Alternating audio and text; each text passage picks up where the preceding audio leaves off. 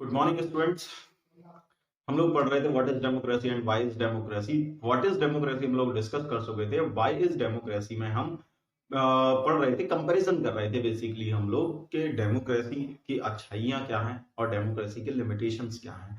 इसमें हमने सबसे पहले पढ़े थे आर्ग्यूमेंट अगेंस्ट डेमोक्रेसी कि क्यों डेमोक्रेसी जो है वो सही नहीं है, एक अच्छा फॉर्म ऑफ गवर्नमेंट क्यों नहीं है, ऐसा क्यों लगता है कि एक अच्छा फॉर्म ऑफ गवर्नमेंट जो है वो डेमोक्रेसी नहीं है। आखिर ऐसी क्या क्या कमियां हैं डेमोक्रेसी में जिसकी वजह से हम ये मान करके चल सकते हैं कि डेमोक्रेसी एक अच्छी फॉर्म ऑफ गवर्नमेंट नहीं होती है। इन सब चीजों के बारे में हमने डिस्कस कर लिया था। उसके बाद हमने स्टार्ट किया था आर्ग्यूमेंट्स फॉर डेमोक्रेसी के हर दुनिया के ज्यादातर देशों में डेमोक्रेटिक फॉर्म ऑफ गवर्नमेंट है और डेमोक्रेटिक फॉर्म ऑफ गवर्नमेंट एकमात्र ऐसी गवर्नमेंट है जिसको सबसे ज्यादा पसंद किया जाता है। यानी डेमोक्रेसी बहुत ज्यादा पॉपुलर फॉर्म ऑफ गवर्नमेंट है पूरी दुनिया में। दुनिया भर के बहुत सारे देशों ने इसको एक्सेप्ट किया हुआ है। हमारे अपने देश में भी डेमोक्रेसी है। तो क्यों उस चीज को हमें लॉजिक देकर के प्रूव करना है कि ये उसमें आर्ग्यूमेंट हमें देने हैं डेमोक्रेसी के फेवर में कि डेमोक्रेसी एकदम सही और एक बहुत बढ़िया फॉर्म ऑफ गवर्नमेंट है बजाय किसी और फॉर्म ऑफ गवर्नमेंट के। ऐसा क्यों? ठीक है, तो हम दोबारा से इसको थोड़ा सा बता देते हैं। इसके दो आर्ग्यूमेंट्स पढ़ लिए थे लेकिन हम फिर से थोड़ा डिस्कस कर लेंगे।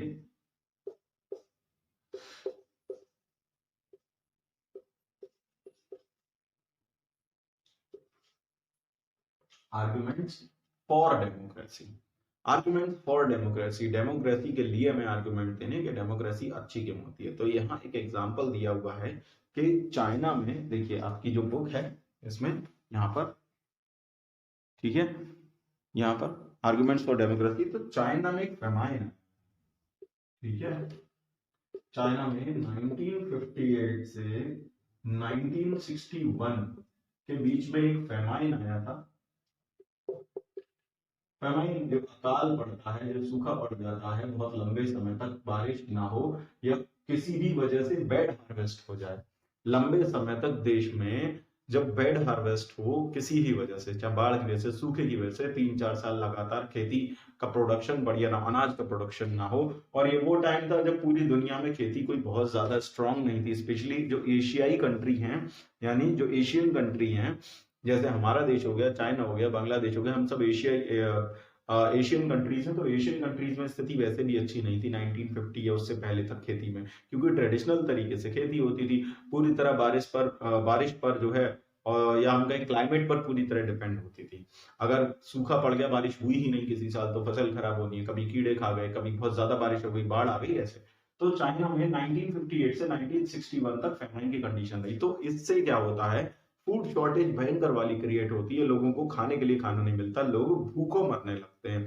तो जो एक्सट्रीम सिचुएशन होती है स्टारवेशन की, भूखमरी की, कि भूख से लोगों की बड़े पैमाने पे मौत होती है, जैसे इस समय कोरोना बीमारी से बहुत बड़े पैमाने पे एक साथ लोग मर रहे हैं, वैसे ही अगर भूख से, खाना ना मिलने से, और ऐसा नहीं कि खाना है खरीद नहीं पा रहे, वजह यह है कि प्रोडक्शन ही नहीं होता था उस समय इतना।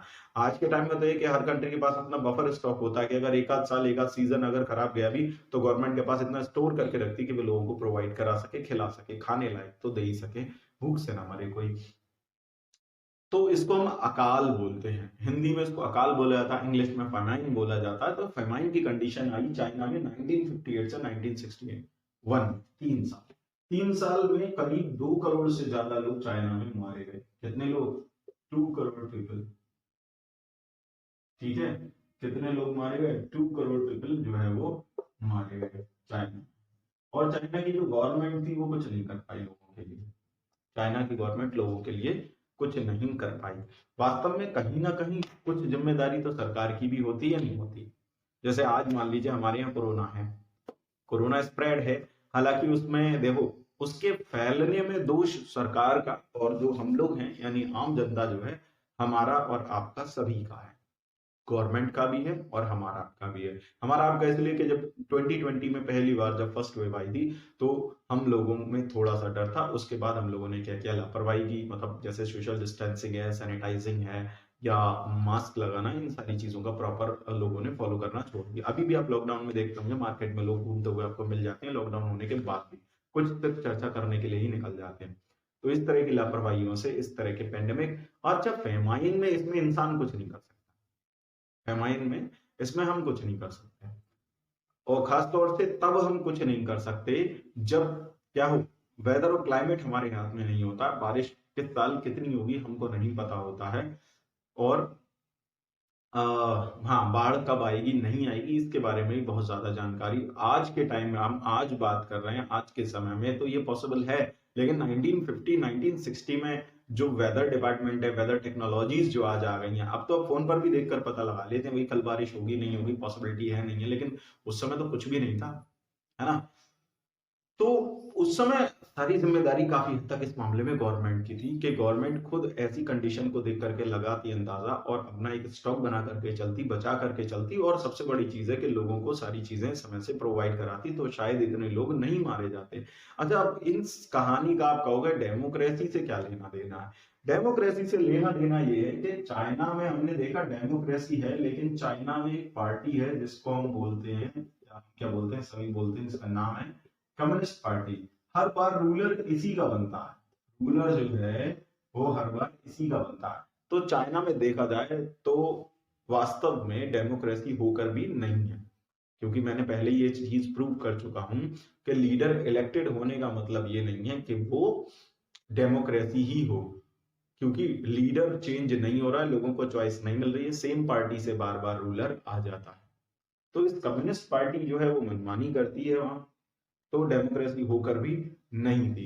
अच्छा, इसका कंपैरिजन अगर हम इंडिया से, तो इंडिया में 1958 से पहले, यानी इंडिया की स्वतंत्रता से पहले, 90 जब इंडिया आजाद नहीं हुआ था, इंडिया इंडिपेंडेंट नहीं हुआ था 1947 से पहले, यानी जब अंग्रेज यहाँ पर थे, तब बंगाल में फेमाइन आया था। आई थिंक 1942 और 1943 के आसपास आया था, मुझे एग्जैक्टली इस समय ईयर याद नहीं है, शायद 1942 या 1943 का समय रहा होगा। तब बंगाल में फेमाइन आया था, सही फेमाइन था, तो बहुत सारे लोग मरे थे, लेकिन इतने फिर भी नहीं मरे थे जितने चाइना में मरे। ठीक, और उसके बाद से लेकर के, और वो भी इतने लंबे समय तक नहीं रहा था, 3 साल तक, ये जो है 3 साल तक चला, और 2 करोड़ से ज्यादा लोग मारे गए। ऐसा फेमाइन की कंडीशन इंडिया में कभी नहीं आई, और आजादी के बाद तो आई नहीं, और इन फ्यूचर भी नहीं आने की पॉसिबिलिटी है। बाकी नेचर है वो कुछ भी कर सकती है, लेकिन आज इंडिया के पास अपना खुद का फूड ग्रेन्स का इतना बड़ा बफर स्टॉक है कि अगर ऐसी कोई कंडीशन आती है तो पूरे देश की जनता, जो 140 करोड़ के आसपास की जनता होने जा रही है, पब्लिक जो पॉपुलेशन इंडिया की होने जा रही है, उसको बड़े आराम से 1-2 साल तक बैठा के खिलाया जा सकता है। इतना अनाज, इतना फूड ग्रेन, इतना प्रोडक्शन हमारे यहाँ होता है। हमारे यहाँ के किसान इतनी मेहनत करते हैं हर साल, और इतना मेहनत करने के बाद वो बहुत सारा अनाज उगाते हैं, जिसे गवर्नमेंट एफसीआई के थ्रू जो है उसको क्या करती है, बफर स्टॉक बना करके रखती है। वो स्टॉक इसलिए बनाया गया ऐसी ही किसी कंडीशन से लड़ने के लिए। तो यहाँ गवर्नमेंट ऐसा क्यों कर रही है? क्योंकि डेमोक्रेसी है। कैसे? कि सरकार को चिंता है किस चीज की, कि अगर ऐसी कोई सिचुएशन आई और गवर्नमेंट परफॉर्म नहीं कर पाई, लोगों को नहीं बचा पाई, तो नेक्स्ट टाइम क्या होगा, नेक्स्ट इलेक्शन में पब्लिक उनको बाहर कर देगी। और सबसे बड़ी चीज क्या, कि उनकी अकाउंटेबिलिटी बन जाएगी। सवाल उनसे पूछा जाएगा कि इस मुसीबत से लड़ने के लिए आपने क्या किया, आपने क्यों नहीं किया। जबकि चाइना में ऐसी कोई व्यवस्था है ही नहीं, वहां क्वेश्चनिंग नहीं कर सकते। क्वेश्चनिंग करके भी कर क्या लोगे, इलेक्शन होगा, और वहां इलेक्शन में जो कॉन्टेस्ट करेगा कैंडिडेट, वो अप्रूवल उसको तभी मिलेगा कहाँ, कम्युनिस्ट पार्टी से। जब तक वो अप्रूव नहीं हो जाएगा तब तक वो इलेक्शन में लड़ नहीं पाएगा, तो इस चीज का कोई मतलब रह नहीं जाता। तो क्या है, यहाँ जवाबदेही है सरकार की। सरकार को जवाब देना पड़ेगा जनता को कि इतने सारे लोग क्यों मारे गए, आपने व्यवस्था क्यों नहीं की, आपने टाइम से पहले सारी चीजें सेट क्यों नहीं की। जैसे इस समय कोरोना के टाइम में भी गवर्नमेंट से क्वेश्चन किया जा रहा है कि लास्ट नवंबर से, यानी जब फर्स्ट वेव कोरोना की आई थी, तो वो स्लो डाउन हो गई थी, और उसके बाद से लेके अब तक जो है वो गवर्नमेंट ने ऑक्सीजन सिलेंडर्स की, वेंटिलेटर्स की हालांकि काम किया, लेकिन अब जो भी है ग्राउंड लेवल पर कितना हुआ कितना नहीं हुआ, अब हर चीज को प्राइम मिनिस्टर थोड़ी जा करके देखेगा, बहुत सारी चीजें यहाँ हो सकती हैं। तो हाँ, गवर्नमेंट और बेहतर और बढ़िया कर सकती है। जैसे इस समय आप देख रहे हैं कि इस देश से वैक्सीन आ रही है, इस देश से ऑक्सीजन कंसंट्रेटर्स आ रहे हैं, किसी कंट्री से वेंटिलेटर्स मंगाए जा रहे हैं, तो ये सारे काम गवर्नमेंट को थोड़ा सा और पहले करने चाहिए थे। सेकेंड वेव के स्ट्राइक करने से पहले, यानी अब से 4-5 महीने पहले अगर ये काम करके रखे होते तो मे बी जो डेथ टोल है इंडिया में वो थोड़ा सा कम हो जाता, नुकसान जो है वो कम होता। लेकिन आज उसको प्रयास किया जा रहा है और यही वजह है कि गवर्नमेंट ने पिछले 1 महीने में काफी तेजी से काम करना शुरू कर दिया, तो उससे अब काफी हद तक जो है डेथ टोल थोड़ा सा कम हुआ है, न्यू केसेस भी धीरे धीरे कम हो रहे हैं। और सबसे बड़ी कमी इसमें केवल, फिर मैं बार बार बोलूंगा कि कहीं भी हो, डेमोक्रेसी में कंप्लीटली रूल जो है वो वास्तव में असली रूलर गवर्नमेंट ना होकर के पब्लिक होती है, तो यहाँ पब्लिक का भी रोल थोड़ा सा बड़ा इंपॉर्टेंट होता है कि कितनी सावधानी रखते हैं, कितना हम गवर्नमेंट की जो गाइडलाइंस है उनको फॉलो करते हैं। ये तो सिर्फ एक एग्जांपल है। वापस यहीं पर आते हैं, तो चाइना में हमने देखा फेमाइन आया और इंडिया में ऐसा कोई भी फेमाइन आज तक देखने को नहीं मिला। उसका एक रीजन है कि गवर्नमेंट का क्या होना, अकाउंटेबल होना टू द पीपल, यानी अपने देश की जनता के लिए सरकार जो है वो जवाबदेह होती है, जनता उनसे जवाब मांग सकती है। जैसे यहाँ आपने देखा मीडिया में सब में, जब लोग बहुत तेजी से मरने शुरू हुए, किसी को ऑक्सीजन नहीं मिली, किसी कुछ नहीं मिल रही, तो क्या हुआ, बहुत ज्यादा हल्ला करने लगा फेसबुक पे, यानी व्हाट्सएप पे, फेसबुक पे, इसके अलावा जो न्यूज चैनल्स हैं, न्यूज पेपर्स हैं, सब में गवर्नमेंट से लगातार क्वेश्चनिंग कर रही है, सरकार कुछ नहीं कर रही, सरकार कुछ नहीं कर रही, सरकार को ये करना चाहिए, सरकार को वो करना चाहिए। इट मींस पब्लिक को यहाँ पर क्या है, राइट है कि वो सरकार को क्वेश्चन कर सकती है और साथ में सरकार को जवाब देना। तो सरकार ने बताना शुरू किया, हाँ भाई हम अस्पताल बनवा रहे हैं जल्दी जल्दी, डीआरडीओ ने अपना हॉस्पिटल जो है वो बहुत जल्दी तैयार करके दे दिया। इसके अलावा ये भी फिर गवर्नमेंट ने क्या किया, जब पब्लिक का प्रेशर बना गवर्नमेंट पे, तो क्या किया कि भाई जर्मनी से हेल्प मांगी कि आप हमें ऑक्सीजन कंसंट्रेटर्स भेजिए, फ्रांस से हेल्प मांगी, किसी से वैक्सीन मांगी, रूस से वैक्सीन के लिए कहा, वो भी आने वाली है, ठीक है। तो क्या किया, पब्लिक का प्रेशर बना और गवर्नमेंट ने काम करना फिर शुरू किया। इट मींस ये डेमोक्रेसी ही है जिसमें गवर्नमेंट जो है वो पूरी तरीके से, रूलर और गवर्नमेंट दोनों पूरी तरीके से पब्लिक के लिए अकाउंटेबल होते हैं। यानी जो पब्लिक है, जो पॉपुलेशन है, जो जनता है, कॉमन पीपल है, वो गवर्नमेंट से क्वेश्चन कर सकते हैं, उनको प्रेशर कर सकते हैं कि आप हमारे लिए ये वाला काम इस तरीके से कीजिए, और गवर्नमेंट ने किया।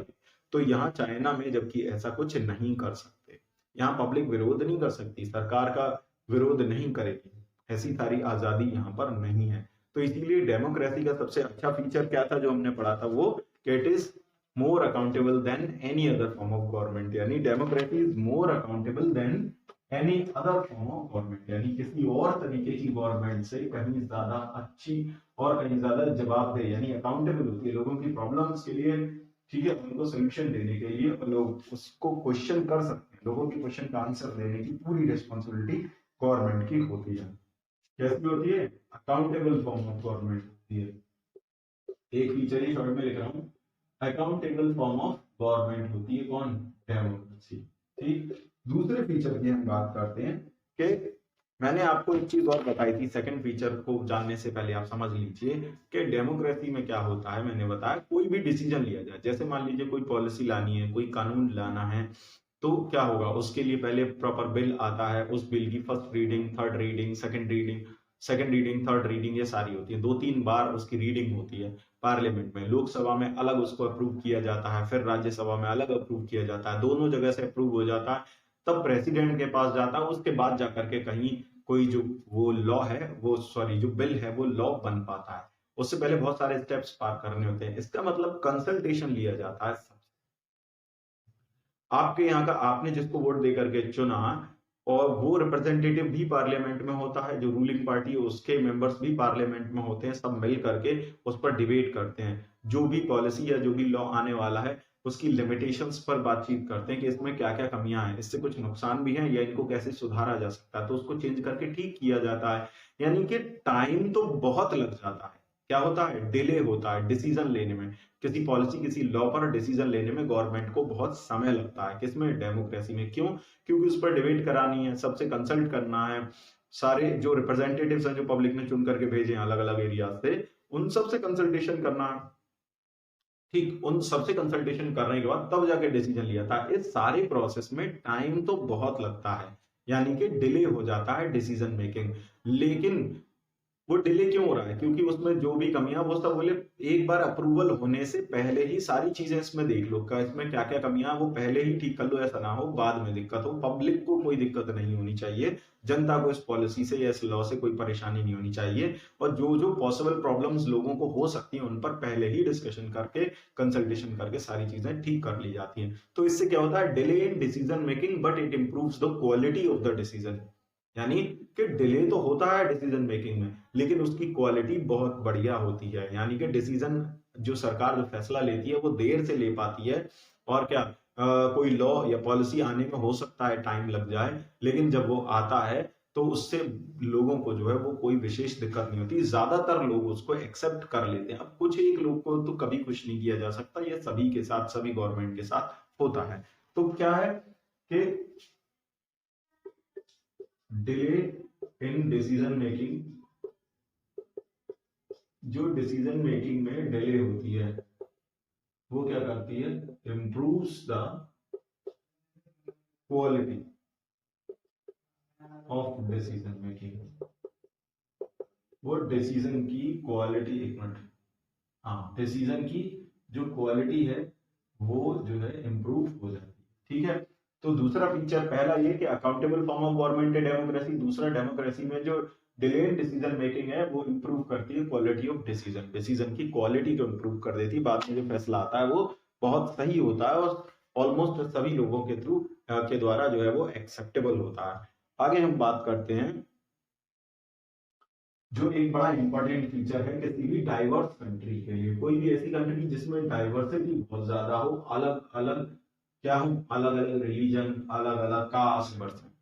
आपके घर में 5 मेंबर्स हैं, ठीक है, आपके घर में 5 मेंबर्स हैं और सबको खाना पीने में जो है वो क्या होता है?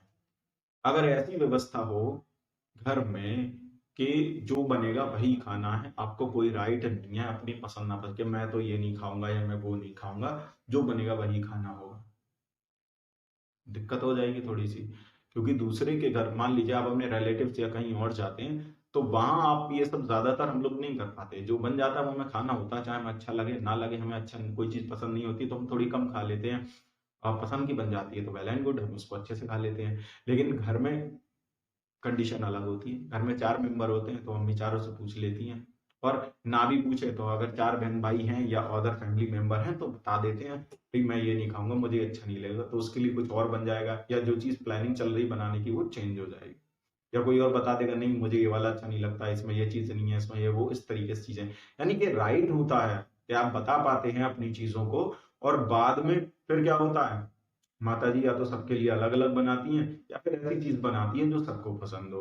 तो कुल मिलाकर के जो डिफरेंट डिफरेंट इंटरेस्ट के लोग हैं, यानी आपके घर में जो फैमिली मेंबर हैं जिनको खाने में किसी को कुछ पसंद था, मतलब सबके इंटरेस्ट अलग अलग थे, सबकी पसंद अलग अलग थी, उन सभी को सेटिस्फाई करना आसान हो गया। क्यों? क्योंकि क्योंकि वहां पूछा गया आपसे, आपके पास चांस था बोलने का, बताने का। तो बिल्कुल ऐसा ही डेमोक्रेसी में भी होता है, एक कंट्री के अंदर डिफरेंट इंटरेस्ट के, डिफरेंट लैंग्वेज के, डिफरेंट रिलीजन के, डिफरेंट कास्ट के लोग रहते हैं, ठीक है, और सबकी अपनी अपनी पसंद नापसंद हो सकती है किसी कानून को लेकर के, किसी लैंग्वेज को लेकर के। जैसे एग्जाम्पल समझिए, बड़ा इंपॉर्टेंट है, क्लास 10th का एग्जाम्पल, लेकिन आपके यहाँ पर काम ये आ जाएगा इससे। आपको मालूम है कि इंडिया की अपनी कोई नेशनल लैंग्वेज नहीं है, इंडिया की अपनी कोई नेशनल लैंग्वेज नहीं है, बल्कि इसके बजाय इंडिया में क्या किया गया, इंडियन कॉन्स्टिट्यूशन में 20 लैंग्वेजेस को मान्यता दे दी गई, ठीक, 20 लैंग्वेजेस को मान्यता दे दी गई, और इंडिया की अपनी खुद की कोई भी नेशनल लैंग्वेज नहीं है। जैसे बाकी कंट्रीज जो है उनकी अपनी नेशनल लैंग्वेज है, लेकिन हमारा भारत एकमात्र ऐसा देश है जिसमें अपनी खुद की कोई नेशनल लैंग्वेज नहीं है। अब आप कहोगे सर हिंदी हो सकती है, बिल्कुल एक समय था जब प्रयास ये था कि हिंदी को नेशनल लैंग्वेज बना दिया जाए, लेकिन हिंदी को नेशनल लैंग्वेज बनाने में एक समस्या थी।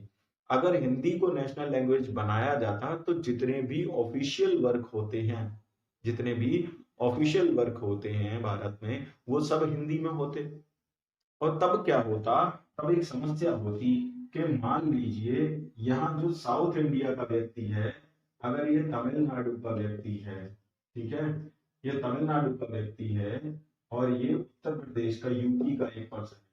वो यूपी से चल करके अगर उसकी जॉब यहाँ लगती है, भाई सेंट्रल गवर्नमेंट का कर्मचारी होगा, यानी जो सेंट्रल गवर्नमेंट की नौकरी होगी उसे पूरे भारत भर में कहीं भी भेजा सकता है काम करने के लिए, या वो खुद भी आया हो, मतलब किसी कंपनी में काम करता हो, किसी कोई बिजनेस हो, कुछ भी हो, तो डील करना पड़ेगा उसको। यहाँ आया वो यूपी का व्यक्ति, अब ये तो बोलता है हिंदी, हिंदी लिखता है, हिंदी पढ़ता है, सारे काम हिंदी में होने हैं, नेशनल लैंग्वेज भी हिंदी है। लेकिन जब ये यहाँ आए, तमिलनाडु के साथ समस्या थी कि यहाँ के लोग तमिल लिखते हैं, तमिल बोलते हैं, तमिल पढ़ते हैं, तमिल भाषा में ही सारे काम करते हैं। ये जब यहाँ अगर क्या होता, सब में हिंदी हो जाती, तो ये यहाँ आता तो इसको तो रहती आसानी, इसे यहाँ कोई दिक्कत नहीं होती, क्योंकि यहाँ के ऑफिशियल वर्क में भी तमिल, जो रिटेन में सब काम करने में तमिल चल रही होती।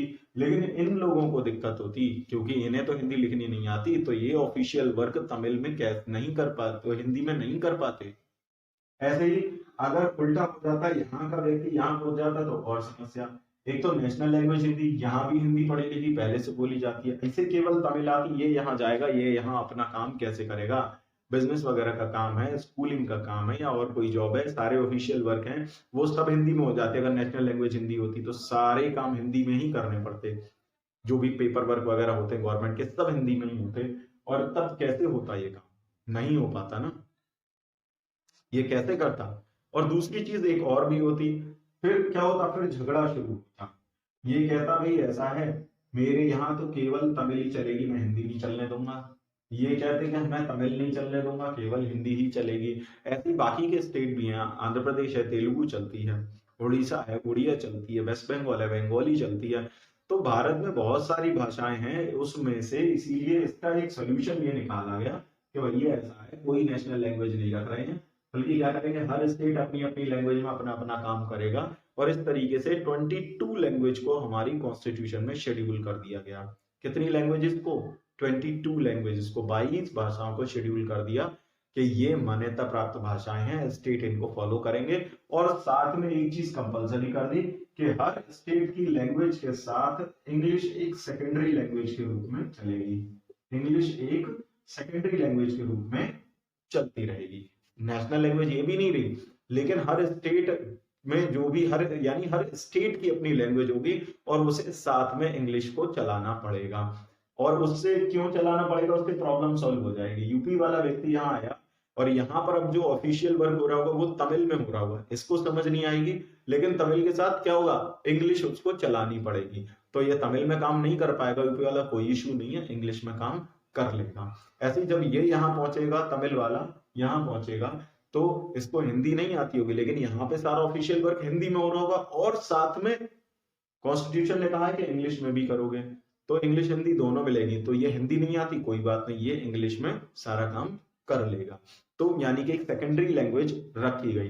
तो हमने देखा कि हमारे देश में क्या किया गया कि सबके हितों का ध्यान रखा गया। तमिल वाले का भी ध्यान रखा कि तुम्हें भी प्रॉब्लम ना हो, यूपी वाले का भी ध्यान रखा, सेम एज बंगाल का भी ध्यान रखा, गुजरात का भी ध्यान रखा, जो मराठी बोलते हैं उनका, महाराष्ट्र का ध्यान रखा।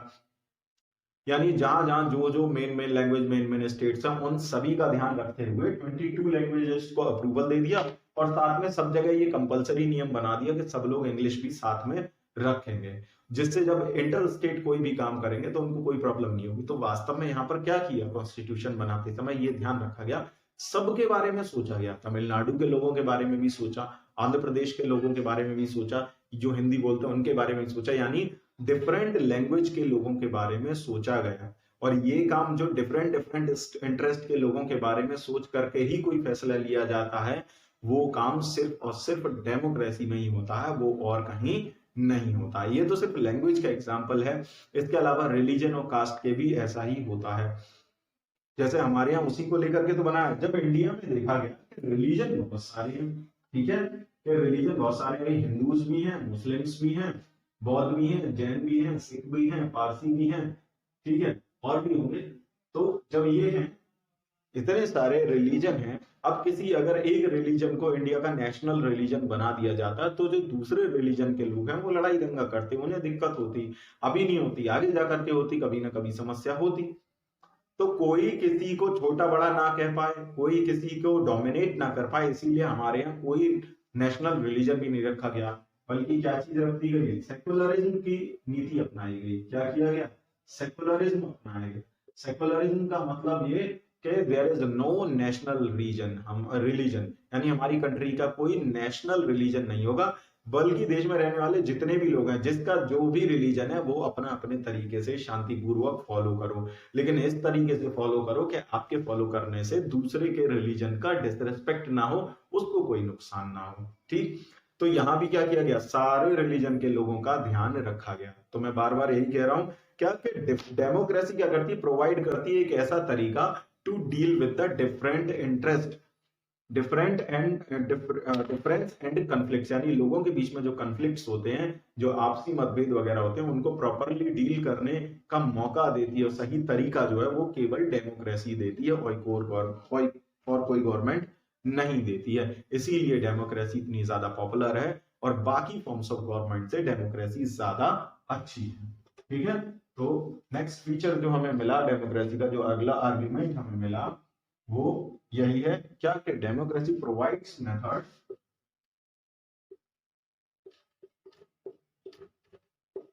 डेमोक्रेसी प्रोवाइड्स अ मेथड, यानी वो तरीका दे देती है, method to deal with difference, यानी अब इतने सारे लोग हैं तो सबकी जरूरतें अलग हैं, सबकी प्रॉब्लम्स भी अलग हैं।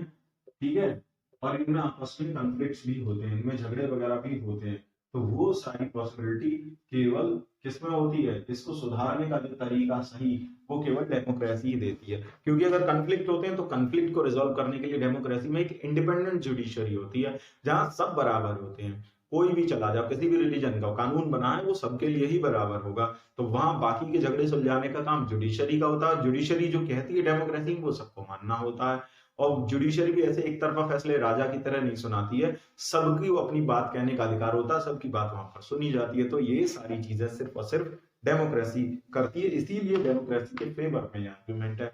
लास्ट आर्ग्यूमेंट इसका डेमोक्रेसी का, देखिए जो लास्ट आर्ग्यूमेंट है डेमोक्रेसी का, उसके बारे में देख लेते हैं कि लास्ट आर्ग्यूमेंट क्या है डेमोक्रेसी का।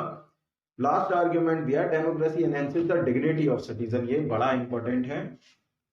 ठीक है, democracy enhances the dignity of citizen,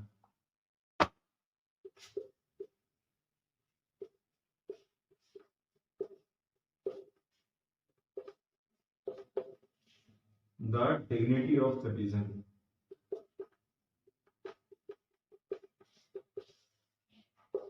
देखो, डेमोक्रेटिक गवर्नमेंट एकमात्र ऐसी गवर्नमेंट होती है जिसमें हर एक व्यक्ति, यानी हर एक नागरिक की डिग्निटी का रिस्पेक्ट होता है, यानी हर व्यक्ति की जो सेल्फ रेस्पेक्ट है, उसका सम्मान जो है, जो भी गवर्नमेंट बॉडीज हैं उनमें किया जाता है इक्वली। कहने का मतलब आप ऐसे समझ लीजिए, जैसे जैसे मान लीजिए एग्जाम्पल, एक रिच व्यक्ति है, एक पुअर है, और देश में डेमोक्रेसी है, तो वहां पर रिच पर्सन के वोट की वैल्यू और पुअर पर्सन के वोट की वैल्यू दोनों की इक्वल होगी। रिच पर्सन अगर कोई क्राइम करता है और पुअर पर्सन अगर कोई क्राइम करता है, तब भी दोनों की पनिशमेंट एक होगी। जुडिशरी में, कोर्ट में दोनों लोग जाते हैं, रिच पर्सन जो है अगर वो उससे कोई स्टेटमेंट लिया जाता है और पुअर पर्सन है उससे कोई स्टेटमेंट लिया था, तो भी दोनों की वैल्यू बराबर होगी, इस बिहाफ पर वो सही है या गलत है, इस चीज को देखते हुए। कहने का मतलब है किसी तरह का डिस्क्रिमिनेशन इन सारी चीजों में नहीं होता, सरकार और कानून की नजर में सभी बराबर होते हैं। हाँ, कुछ टारगेटेड स्कीम्स, टारगेटेड पॉलिसी होती है जो किसी ग्रुप को इंप्रूव करने के लिए बनाई जाती है, उस केस को अगर हम छोड़ दें तो बाकी डिग्निटी, तो डेमोक्रेसी, इस तरीके का सम्मान केवल डेमोक्रेसी दे सकती है और कोई गवर्नमेंट नहीं। मोनार्की में जैसे मैंने बताया कि राजा और राजा की फैमिली, उनको प्रिविलेजेस मिले होते हैं, उन्हें टैक्सेस वगैरह नहीं देने होते, मस्त रहते हैं। तो क्या है, तो रिच और ज्यादा रिच होता जाता है, ऐसे केसेस में रिच की मौज रहती है वहां पर। मोनार्की में जो राजा के करीबी हैं उनको टैक्सेस वगैरह सारी चीजों से छूट मिल जाती है, लेकिन डेमोक्रेसी में ऐसा नहीं होता है। डेमोक्रेसी में इनकम के अकॉर्डिंग लगता है, इससे फर्क नहीं पड़ता, रिच या पुअर, जैसी इनकम या सोर्स ऑफ इनकम जो भी रहेंगे उसके अकॉर्डिंग सारी चीजें जो है वो फाइनलाइज होती है, जिससे किसी के साथ कोई अन्याय ना हो, कोई इनजस्टिस ना हो। तो ये जो इक्वल ट्रीटमेंट है वो केवल डेमोक्रेसी में ही पॉसिबल है। इसके अलावा जैसे हमने सऊदी अरेबिया का एग्जांपल दिया था कि पहले वहां पर राइट टू वोट नहीं था, ठीक है, केवल फीमेल के लिए राइट टू वोट नहीं था, मेल के लिए था। इसका मतलब क्या था कि फीमेल को कम समझा जाता था, उनका जो रेस्पेक्ट था वो सोसाइटी में बहुत ही कम था। लेकिन डेमोक्रेसी में ऐसा नहीं होता, सबको बराबर के मौके मिलते हैं, सबको बराबर के राइट भी मिलते हैं, सबके बराबर की अपॉर्चुनिटीज भी मिलती हैं, ठीक है। और इसीलिए कहा था कि people are not subjects of the ruler in a democracy. एक डेमोक्रेसी में लोग जो हैं वो राजा के लिए नहीं होते हैं, ठीक है। यानी people are not subjects of a ruler, they are the subjects of, sorry, the rulers are the subject of the citizen, ठीक। तो ये होता, और बल्कि वो अपने खुद के रूलर खुद होते हैं। और पब्लिक, जो रियल पावर है डेमोक्रेसी में, वो पब्लिक के हाथ में ही होती है। आज अगर रूलर कोई गलत काम डेमोक्रेसी में 1% करता भी है, तो नेक्स्ट टाइम एटलीस्ट एक चांस तो होता है कि वो उसको क्वेश्चन भी कर सकते हैं, और उसको नेक्स्ट इलेक्शन में वो ना चुन करके उसको गवर्नमेंट से बाहर भी कर सकते हैं, उसको पावरलेस भी कर सकते हैं। तो ये सारे चांस, ये डिग्निटी, ये केवल डेमोक्रेसी में ही मिलती। तो ये रहा आर्ग्यूमेंट्स फॉर डेमोक्रेसी, जो था आपका लास्ट। तो यहां से अब हम बेहतर समझ चुके हैं कि डेमोक्रेसी गवर्नमेंट जो है वो सबसे बढ़िया फॉर्म ऑफ गवर्नमेंट है। उसका एक रीजन और भी है, to correct its own mistake, क्योंकि डेमोक्रेसी एकमात्र ऐसी फॉर्म ऑफ गवर्नमेंट है जो अपनी गलती सुधारने का मौका अपने आप देती है। जैसे ऑटोक्रेसी यानी राजा है, या डिक्टेटरशिप में कोई डिक्टेटर है, अगर कोई गलती करता है तो मर्जी है उसकी, वो उसे गलती माने ना माने, सुधारे ना सुधारे। लेकिन डेमोक्रेसी में क्या है कि अगर गलती से कोई गलत रूलर वोट दे करके चुन भी लिया, तो एटलीस्ट 5 साल बाद एक मौका तो मिलेगा कि उस गलती को सुधारें और उसको हटाएं, दूसरा लेकर के आए। तो ये केवल डेमोक्रेसी है जो अपनी मिस्टेक्स को करेक्ट करने का पूरा पूरा चांस देती है। यही डेमोक्रेसी को सबसे बेहतर फॉर्म ऑफ गवर्नमेंट बनाता है। इसके बाद लास्ट टॉपिक क्या, इसको बहुत ज्यादा इसमें कुछ है नहीं, सारी चीजें रिपीट की गई हैं। Broader meaning of democracy. आज के टाइम में जो डेमोक्रेसी है उसमें भी बहुत सारे पीपल ऐसे हैं जो फिजिकली इम्पॉसिबल दिखता है उन सबके लिए कि एक साथ बैठ करके देखिए। अब ब्रॉडर मीनिंग ऑफ डेमोक्रेसी में जाए तो आज के टाइम में क्या है कि पॉपुलेशन देशों की बहुत ज्यादा बढ़ गई है। एक टाइम था कभी जब डेमोक्रेसी में बहुत थोड़े से लोग होते थे, यानी पॉपुलेशन जो है वो बहुत कम होती थी लोगों की, और लोगों को, सारी ही जनता को एक साथ बुला करके वोटिंग करा करके चुन लिया जाता था। लेकिन अब ऐसा पॉसिबल नहीं है। तो अब क्या होता है कि पब्लिक के रिप्रेजेंटेटिव्स होते हैं वो चुने जाते हैं, और इसको हम बोलते हैं इनडायरेक्ट डेमोक्रेसी। कैसी डेमोक्रेसी है ये? इनडायरेक्ट है, यानी शासन तो पब्लिक ही कर रही है, लेकिन वास्तव में क्या है कि हमने अपने बेहाफ पर एक व्यक्ति को चुन करके राजा के रूप में बैठाया हुआ है, वो हमारे बेहाफ पर शासन कर रहा है। अगर वो ठीक से नहीं करेगा, नेक्स्ट इलेक्शन में हम उसको हटा देंगे। तो ये प्रोसेस क्या है? ये इनडायरेक्ट डेमोक्रेसी। डायरेक्ट डेमोक्रेसी जिसमें पब्लिक सीधा सीधा जो है, कोई रिप्रेजेंटेटिव नहीं होता, डायरेक्ट अपने रूलर के लिए सीधे सीधे वोट करती है। लेकिन अब 100 करोड़, 40 करोड़, 50 करोड़, 60 करोड़ एक एक देश में लोग होते हैं, तो पॉसिबल नहीं है कि इस तरीके से सबसे कंसल्ट किया जा सके। सोचिए, 100 करोड़ लोगों से पूछेंगे कोई कानून बनाने से पहले, तो शायद जिंदगी में कभी बन नहीं पाएगा, कोई पॉलिसी कभी बन नहीं पाएगी। इसीलिए रिप्रेजेंटेटिव्स होते हैं और वो अपनी बात रखते हैं, ठीक। तो यहाँ गवर्नमेंट डेमोक्रेसी से बहुत सारी चीजें हमने सीखी, क्या क्या चीजें हैं क्या नहीं है, चाहे लोगों की डिग्निटी हो, लोगों का राइट हो, और किसी भी एरिया में ये सारी चीजें लोगों को डेमोक्रेसी में ही मिल सकती, ठीक है। इसका और ब्रॉडर मीनिंग है वो सब आपको 10th में पढ़ेंगे, तभी आप समझेंगे, ठीक है। अभी के लिए, अभी जो पढ़ाया है, जितना कराया है, आपके लिए यही सफिशियंट है, आप इसको ही कीजिए, ठीक।